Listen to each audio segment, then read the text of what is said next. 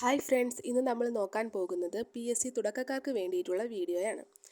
ആദ്യം തന്നെ നമ്മൾ എന്ത് ചെയ്യുക, ഒരു കമ്പ്യൂട്ടർ സെൻറ്ററിൽ ചെന്നിട്ട് PSC രജിസ്റ്റർ ചെയ്യുക. അതുപോലെ തന്നെ ഏതെങ്കിലും എക്സാം നോട്ടിഫിക്കേഷൻ വന്നിട്ടുണ്ടെങ്കിൽ അത് അപ്ലൈ ചെയ്യുക.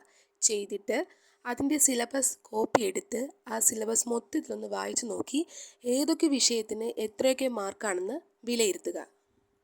പിന്നെ ആദ്യമായിട്ട് PSC ഒക്കെ പഠിക്കാൻ പോകുന്ന കുട്ടികൾ ഒരു നല്ലൊരു കോച്ചിങ് സെൻറ്ററിൽ പോവുക, അല്ലെങ്കിൽ ഓഫ്ലൈനായിട്ടോ അല്ലെങ്കിൽ ഓൺലൈനായിട്ടോ. അത് രണ്ടും പറ്റിയില്ലെങ്കിൽ യൂട്യൂബിലൊക്കെ ഇപ്പോൾ ഒരുപാട് ക്ലാസ്സുകൾ അവൈലബിൾ ആണ്. ഇങ്ങനെ ഓഫ്ലൈനായിട്ടോ ഓൺലൈനായിട്ടോ പഠിക്കുമ്പോൾ നമുക്ക് PSCയുടെ ഏകദേശ രൂപം മനസ്സിലാകും. അതുപോലെ തന്നെ നമ്മൾ റാങ്ക് ഫയൽ വാങ്ങിക്കുന്നതിന് മുന്നേ ഒരു SCERT ടെക്സ്റ്റ് ബുക്ക് വാങ്ങുക. PSC പള്ളിക്കൂടം എന്ന ടെക്സ്റ്റ് SCERT ടെക്സ്റ്റ് ബുക്കിനെ ബേസ് ചെയ്തിട്ടുള്ളതാണ്. അതുപോലെ തന്നെ പ്രധാനപ്പെട്ട ഒന്നാണ് പ്രീവിയസ് ഇയർ ക്വസ്റ്റ്യൻ പേപ്പർ നോക്കുക എന്നുള്ളത്. അപ്പോൾ തന്നെ നമ്മുടെ എക്സാമിൻ്റെ ഏകദേശ ഘടനയൊക്കെ നമുക്ക് മനസ്സിലാകും. അതുപോലെ PSC എന്ന് കേൾക്കുമ്പോൾ തന്നെ എല്ലാവരും റാങ്ക് ഫയലിൻ്റെ പിറകെയാണ് പോകുന്നത്. പക്ഷേ എൻ്റെ ഒരു അഭിപ്രായത്തിൽ റാങ്ക് ഫയൽ എന്ന് പറയുന്നത് ഒരു റെഫറൻസിന് വേണ്ടി മാത്രം ഉപയോഗിക്കുക എന്നതാണ്. പലർക്കും പല അഭിപ്രായമാണ്. എൻ്റെ ഒരു ഇതിൽ ഞാൻ പറഞ്ഞതാണ്. അതുപോലെ തന്നെ റാങ്ക് ഫയൽ മൊത്തം കുത്തിയിരുന്ന് പഠിച്ച് വിജയിക്കാൻ പറ്റുമെന്ന് ആരും കരുതണ്ട. റാങ്ക് ഫയൽ മുഴുവൻ പഠിക്കുന്നതിലല്ല, എക്സാം ഹാളിൽ ഒരു 1.5 മണിക്കൂർ നമ്മൾ എങ്ങനെ പെർഫോം ചെയ്യുക എന്നതാണ്.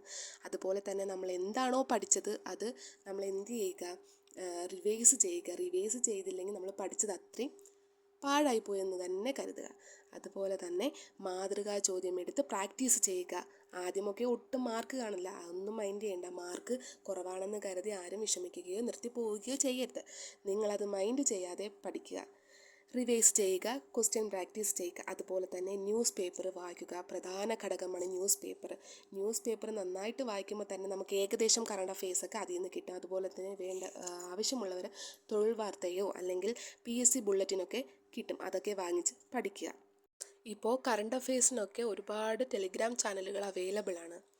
ഇപ്പോൾ റാങ്ക് ഫയലൊക്കെ വാങ്ങാൻ ബുദ്ധിമുട്ടുള്ളവരാണെങ്കിൽ യൂട്യൂബിലൊക്കെ എത്രയോ നല്ല ക്ലാസ്സുകളുണ്ട്.